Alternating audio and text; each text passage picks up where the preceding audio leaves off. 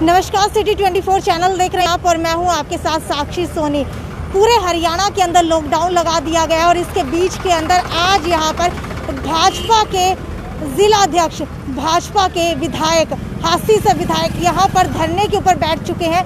ये नज़ारा है, ये तस्वीरें हैं हिसार के नागौरी गेट की। आप लोग लगातार देख पा रहे होंगे कि शहर के बीचों बीच पड़ने वाले नागौरी गेट के ऊपर यहाँ पर जो है धरना प्रदर्शन करते हुए बीजेपी के कार्यकर्ता नजर आ रहे हैं। आखिरकार ये यहाँ पर इस लॉकडाउन के अंदर क्यों बैठे हैं, जहाँ पर एक आम इंसान को निकलने तक की परमिशन नहीं है, उसके बीच में यहाँ पर भाजपा के कार्यकर्ताओं का बैठना कितना सही है, ये इनसे ही जानेंगे।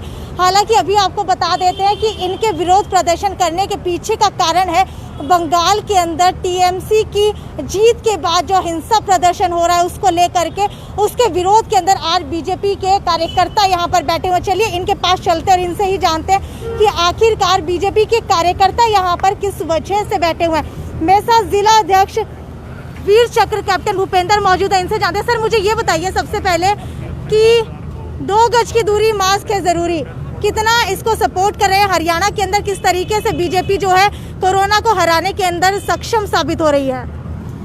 बिल्कुल, हम सबको मालूम है अकाल्पनिक और अकस्मात रूप से इस बार ये जो सेकंड वेव आई है, दूसरी लहर जो आई है कोरोना की, ये अप्रत्याशित थी। किसी ने इसका अनुमान नहीं लगाया था और इसलिए जब ये आई तो जितनी तैयारी होनी चाहिए थी वो स्वाभाविक रूप से नहीं थी। पर अब सरकार लगी है। यानी कि आप मानते हैं कि सरकार की तरफ से कहीं ना कहीं वो चीज़ें छूट गई जो पिछली बार कोरोना के तहत एहतियात बरतना चाहिए था, जितनी जो है सारी तैयारियां होनी चाहिए थी, वो दूसरी लहर के लिए तैयारियां नहीं की गई थी। दूसरी लहर का कोई अनुमान ही नहीं था। कहीं दूर दूर पूरे विश्व के अंदर आई हुई है, जो विकसित देश हैं उनमें भी ये बहुत आई हुई है। तो ये स्वाभाविक है कि किसी को आइडिया ही नहीं था कि भाई इतना लंबा चौड़ा काम हो जाएगा, इतना विकराल रूप ये बीमारी धारण कर लेगी। पर आने के बाद जो कुछ भी सरकार कर सकती है, चाहे केंद्र की सरकार हो, चाहे यहाँ पे माननीय मनोहर लाल जी की सरकार हो या भारतीय जनता पार्टी का तंत्र हो, वो सारे के सारे हम इस युद्ध के अंदर कूद चुके हैं और ज़रूर इसके अंदर बहुत। मुझे ये बताइए कि आज यहाँ पर धरना प्रदर्शन करने के पीछे का कारण क्या है?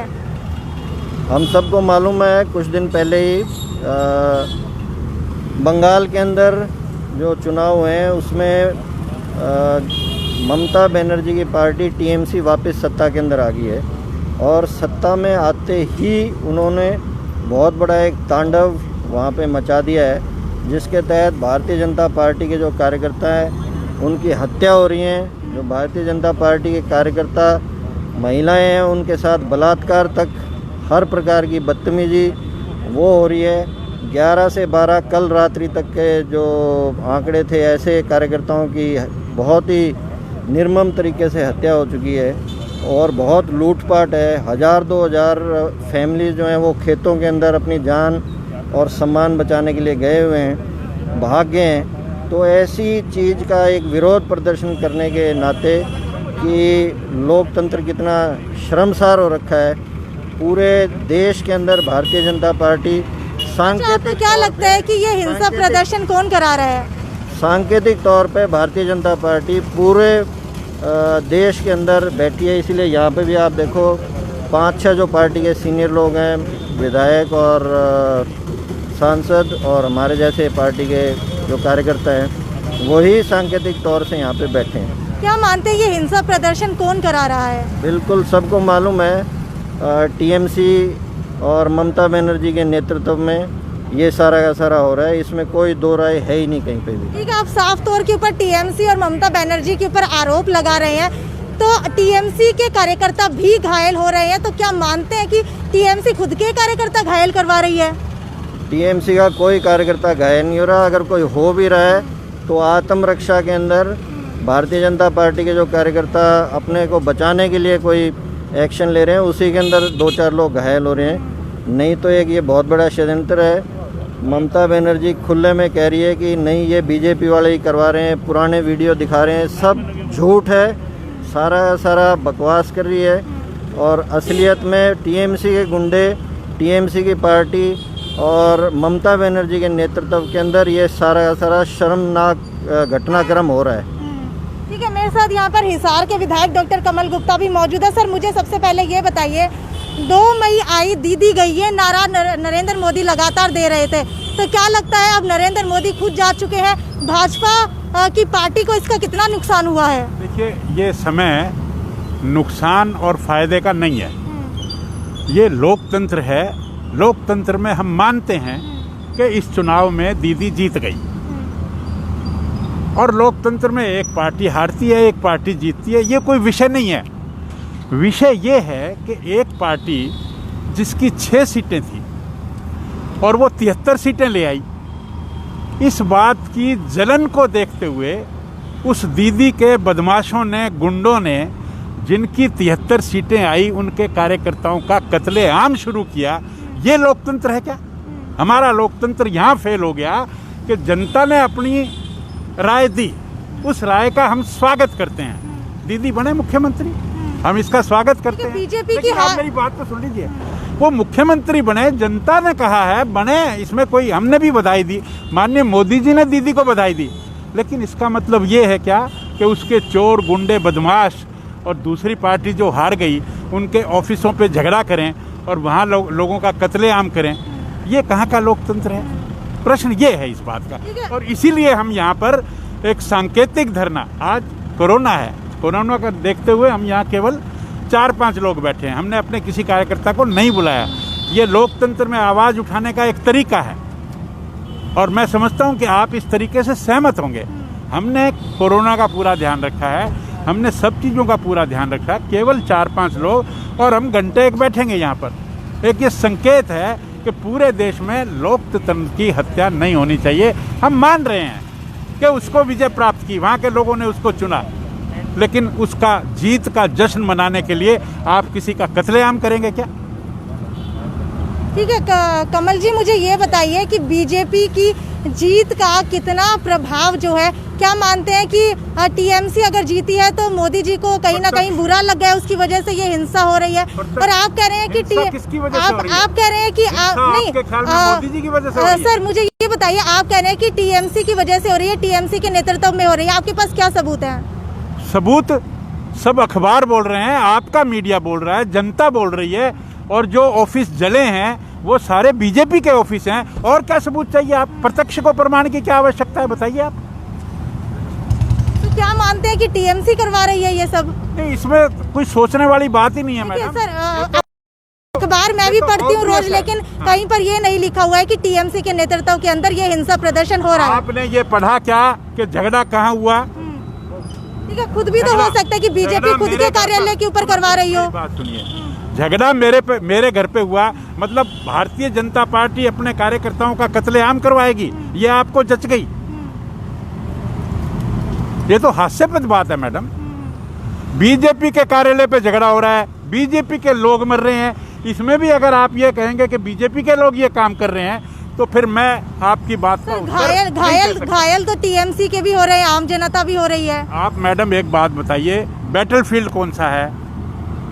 बैटलफील्ड बीजेपी का कार्यालय है, उनमें से एक भी ऑफिस टीएमसी का कार्यालय है क्या?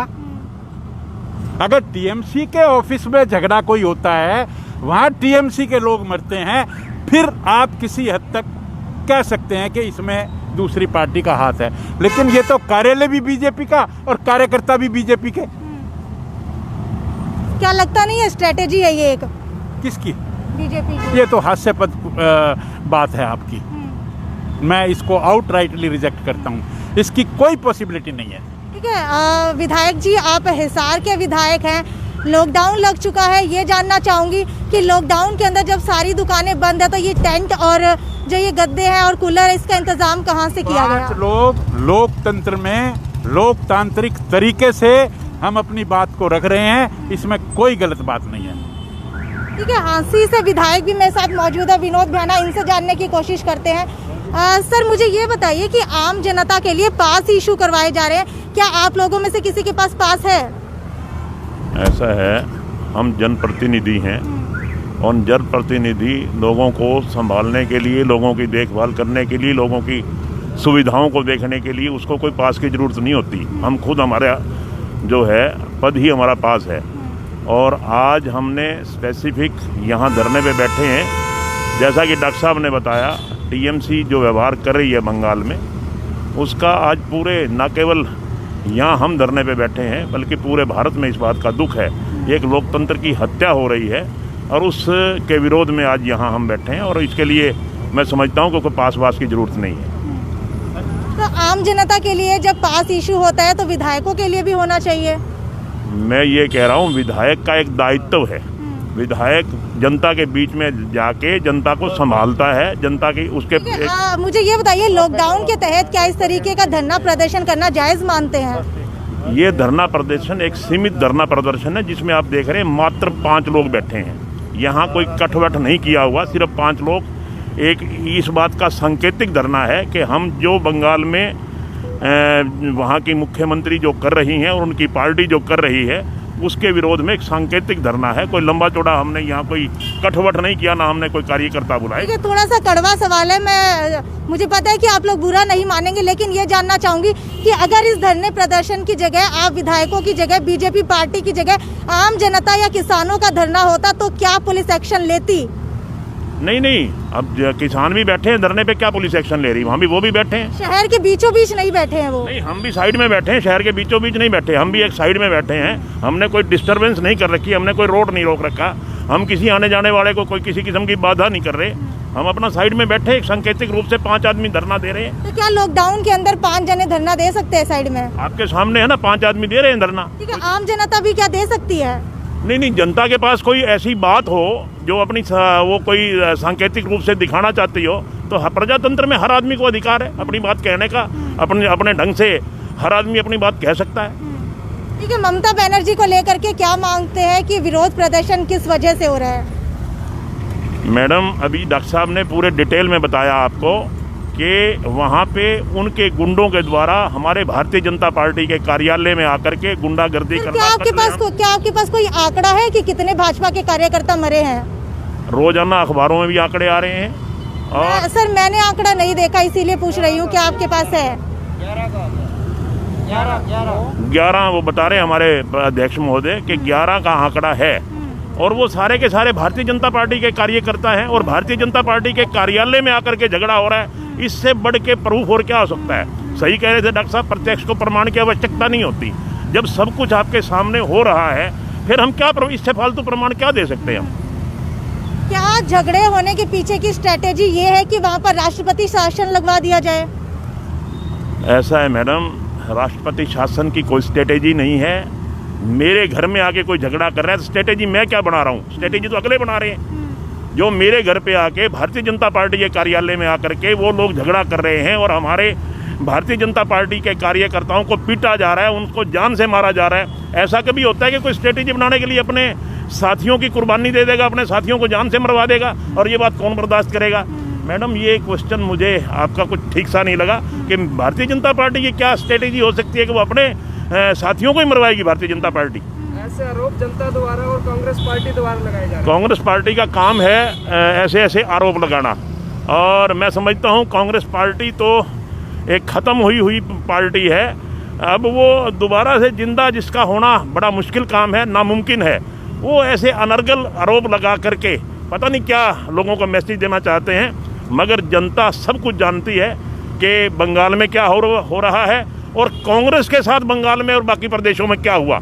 ये किसी से छुपी हुई बात नहीं है, तो मैं इससे फालतू अब आपको क्या सबूत दूं इसके? तो ठीक है, ये हमारे साथ बीजेपी के कुछ कार्यकर्ता थे, आज यहाँ पर मौजूद थे और लगातार जो है आप लोग देख पा रहे होंगे कि धरना प्रदर्शन करते हुए यहाँ पर नजर आ रहे हैं। नागौरी गेट की ये तस्वीरें हैं, तो ये आपको मैं दिखा देती हूँ कि हिसार के नागौरी गेट के ऊपर धरना प्रदर्शन किया जा रहा है।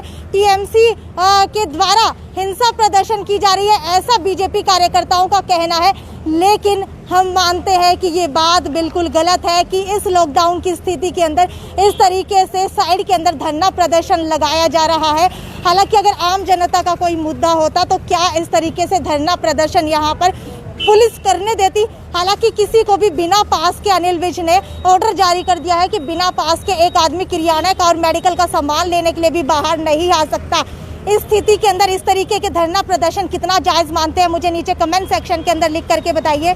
ये थी साक्षी सोनी की रिपोर्ट, सिटी 24 हिसार।